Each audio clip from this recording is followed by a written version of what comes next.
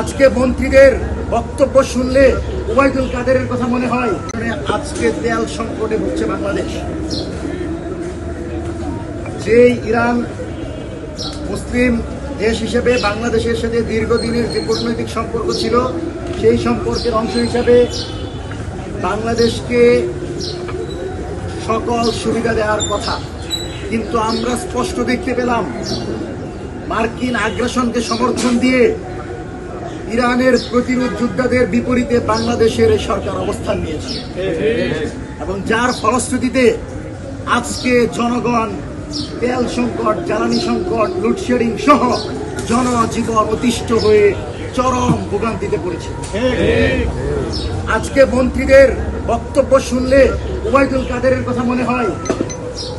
দেখা যাচ্ছে 4 mile 5 mile kilometre ধরে হাজার হাজার মানুষের ভিড়, শত শত গাড়ি 2 দিন 3 দিন যাবৎ একই সিরিয়ালে দাঁড়িয়ে আছে, তারা কিন্তু তেল পাচ্ছে না।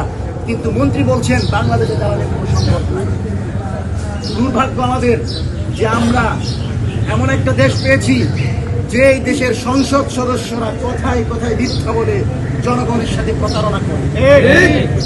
আমরা অত্যন্ত উদ্বেগ এবং উৎকণ্ঠা জানাচ্ছি, যদি সরকার কূটনৈতিকভাবে সঠিক সিদ্ধান্ত নিতে না পারে, তাহলে এই সরকার কিন্তু জনবিস্ফোরণের মাধ্যমে বাংলাদেশের জনগণের কাছে বৃত্তি হারাবে এবং তাদের পরিণতিও কিন্তু ভালো হবে না।